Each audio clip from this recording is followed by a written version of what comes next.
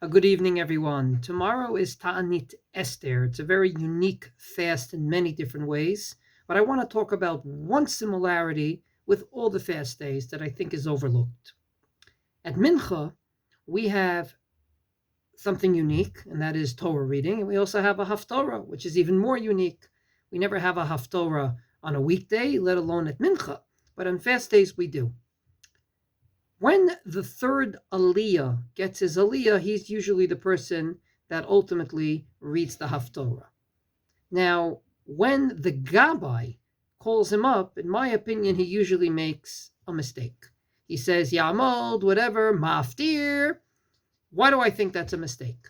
On Shabbos and Yontiv, the Maftir, namely the guy who gets the Aliyah at the end and then reads the Haftorah, is getting an additional aliyah above and beyond the requisite aliyahs. Say on Shabbos you're supposed to give 7 aliyahs, on Yom Kippur 6, on Yontif during the week 5. The Maftir is going to get either the 8th aliyah on Shabbos, the 7th aliyah on Yom Kippur, or the 6th aliyah on a Yontif. When it comes to a fast day, however, he is part and parcel of the 3 requisite aliyahs.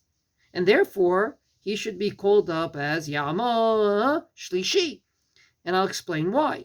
The only reason why we add an additional aliyah on Shabbos and Yantiv is because of a law called Hamaftir Tzarich Shikra B'Torah Tchila.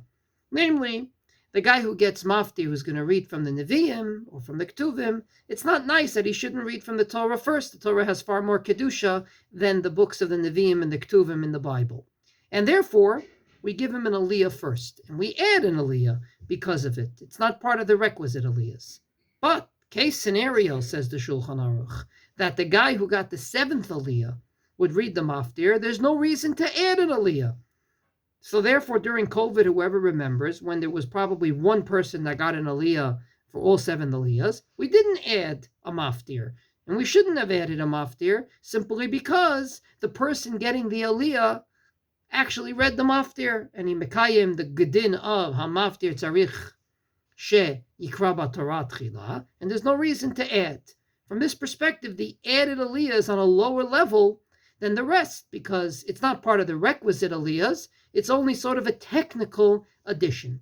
Therefore, on a fast day, when the third aliyah, one of the requisite, gets an aliyah, he should get the kavod coming to him. Ya'amod Shlishi. You can add Shlishi Maftir, but don't forget to say Shlishi, because he is part and parcel of the 3 requisite aliyahs that we're supposed to read at Mincha.